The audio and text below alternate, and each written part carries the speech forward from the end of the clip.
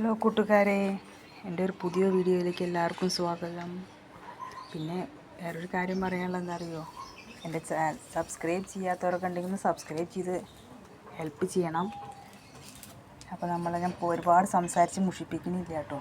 അപ്പോൾ നമ്മളെ വീഡിയോ എന്താണ് ഇന്നത്തെ വീഡിയോയിൽ എന്താ പറയാൻ പോകണമെന്ന് വെച്ചാൽ വേറെ ഒന്നുമില്ല. ഞാൻ എൻ്റെ പഴയ വീഡിയോയിൽ എടുത്ത് നോക്കിയാൽ നിങ്ങൾക്ക് കാണാൻ പറ്റും, നിറയെ റോസ് ചെടിയുടെ വീഡിയോ ഇട്ടിട്ടുണ്ട്. ആ റോസെല്ലാം ഞാൻ എൻ്റെ വീട്ടിൽ വളർത്തിയിരുന്നതാണ് കേട്ടോ.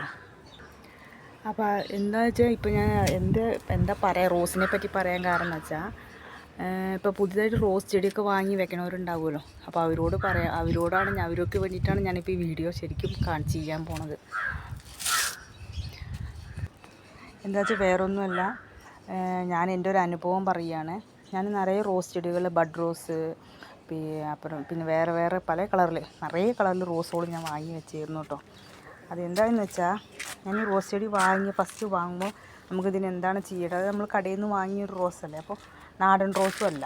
അപ്പോൾ നമ്മളതിന് എന്തൊക്കെയാണ് ചെയ്യേണ്ടതെന്നൊക്കെ നോക്കി നോക്കുമ്പോൾ അങ്ങനെ ആലോചിച്ചപ്പോൾ അതിന് നമ്മൾ പുറത്തുനിന്ന് എല്ലുപൊടി അത് ഇതെന്നൊക്കെ പറഞ്ഞ് കുറേ രാസവളങ്ങൾ വാങ്ങണം എന്നൊക്കെ പറഞ്ഞു. പിന്നെ അതില്ലാതെ നമ്മൾ വീട്ടിൽ യൂട്യൂബ് കുറേ സെർച്ച് ചെയ്ത് നോക്കുമ്പോൾ അവർ പറഞ്ഞു അതിൽ കുറേ വീഡിയോ കണ്ട് മുട്ടയുടെ തോട്, ചായപ്പൗഡർ, ചണ്ടി ഇതെല്ലാം ഉണക്കി ഇട്ട് കൊടുക്കണം അങ്ങനെയൊക്കെ പറഞ്ഞു. അപ്പോൾ ഞാൻ അതൊക്കെ ചെയ്തിട്ട് കൊടുത്തു എന്നല്ല, ഫസ്റ്റ് നന്നായിട്ട് വന്നു. പിന്നെ എന്തായെന്ന് വെച്ചാൽ അങ്ങനെ ആ ചെടി അങ്ങനെ അഴുകിപ്പോയി, ഒന്നും അങ്ങോട്ട് സെറ്റായില്ല, ഫുള്ളായിട്ട് പോയി. അപ്പോൾ ഞാൻ ഇപ്പോൾ പുതുതായിട്ട് റോസ് ചെടിയൊക്കെ വാങ്ങി വെക്കണ കൂട്ടുകാരോട് ഞാൻ പറയുക, ഫ്രണ്ട്സിനോട് ഞാൻ പറയുകയാണ്, ദയവ് ചെയ്ത് നിങ്ങൾ ഒരുപാട് വളങ്ങളെല്ലാം ഇട്ട് കൊടുക്കരുത്. അതിനെന്താ വേണ്ടത് വെച്ചാൽ അത്യാവശ്യം നിങ്ങൾ കുറച്ച് ചാണകപ്പൊടി അങ്ങനത്തെയൊക്കെ സാധനങ്ങളൊക്കെ നിങ്ങൾ ചെയ്ത് കൊടുത്താൽ മതി. വേറൊന്നും നിങ്ങൾ അധികമായിട്ടൊന്നും ചെയ്യേണ്ട. മണ്ണും ചാണകപ്പൊടി തന്നെ മതി, അതാണ് മെയിനായിട്ടുള്ളത്. അതുണ്ടെങ്കിൽ തന്നെ റോസ് ചെടി നന്നായിട്ട് വളരുന്നതാണ് എൻ്റെ അഭിപ്രായം. ഇപ്പോൾ ഞാൻ കാണിക്കുന്ന ചെടികൾക്ക് മുഴുവനും ഞാൻ അതാണ് വളം കൊടുത്തിട്ടുള്ളത് കേട്ടോ. വേറെ ഒരു വളവും ഞാൻ ഉപയോഗിച്ചിട്ടില്ല. നിങ്ങൾ എല്ലുപൊടിയോ അങ്ങനത്തെ പേരെന്തൊക്കെ പേര് പറയുമല്ലോ, വേപ്പും പിണ്ണാക്ക് എന്നൊക്കെ പറഞ്ഞിട്ട് അതൊന്നും ഞാൻ ഉപയോഗിക്കുന്നില്ല കേട്ടോ. വെറും ഞാൻ ഈ ചാണകപ്പൊടി മണ്ണും മിക്സ് ചെയ്തിട്ടുള്ള വളമാണ് ഇതിന് ഇട്ട് കൊടുത്തിട്ടുള്ളത്. അപ്പോൾ കണ്ടില്ല, ഇപ്പോഴാണ് എൻ്റെ റോസ്, ഇത് നമ്മൾ പഴയ നാടൻ റോസാണ്. ഇപ്പോഴാണ് റോസൊക്കെ ഒന്ന് നന്നായിട്ടൊന്ന് ഇലട്ട് വന്നത്. ഇപ്പോൾ ഞാനിത് പുതുതായിട്ട് വാങ്ങി വെച്ചതാണ് കേട്ടോ. ഇതിനൊന്നും ഞാനിപ്പോൾ ഒന്നും ഇട്ട് കൊടുക്കാറില്ല. കണ്ടില്ല, നിങ്ങൾക്ക് അടിയിൽ കണ്ടാലേ അറിയാം, വെറും മണ്ണാണ്. മണ്ണും ചാണകപ്പൊടി മാത്രമേ ഇട്ട് കൊടുത്തുള്ളൂ. ഇപ്പോൾ അതിലൊരു പൂവൊക്കെ വന്നിട്ടുണ്ട് കണ്ടില്ലേ. അപ്പോൾ ഇതൊരു മഞ്ഞ റോസിൻ്റെ ചെടി വാങ്ങി വെച്ചിരിക്കുകയാണ്. ഇപ്പോൾ ഇതാണ് വന്നിട്ടുള്ളത്, കുറച്ച് വരണുള്ളൂ. ഞാൻ എന്താ പറയുന്നത് വെച്ചാൽ വേറെ ഒന്നുമല്ല, നിങ്ങൾ ഒരുപാട് വളങ്ങളൊന്നും ഉപയോഗിക്കരുത്.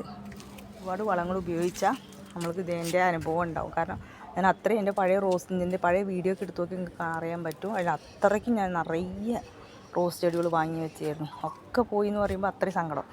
അപ്പോൾ ഞാൻ പറയുകയാണ്, മുട്ടത്തോട്, ചായപ്പൗഡർ, ചണ്ടി എന്നൊക്കെ പറയും. പക്ഷെ അതൊക്കെ നിങ്ങൾ ഒരുപാട് ഉപയോഗിക്കരുത്.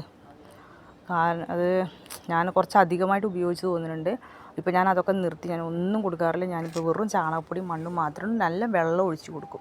വെള്ളം ഒഴിച്ച് കൊടുക്കണത് എങ്ങനെയാണെന്ന് വെച്ചാൽ വൈകുന്നേര സമയങ്ങളിൽ വെള്ളം നന്നായിട്ട് ഒഴിച്ച് കൊടുക്കും. ഇത്രയും ചെയ്യാറുള്ളൂ കേട്ടോ, വേറെ ഒന്നും ഞാൻ ചെയ്യാറില്ല.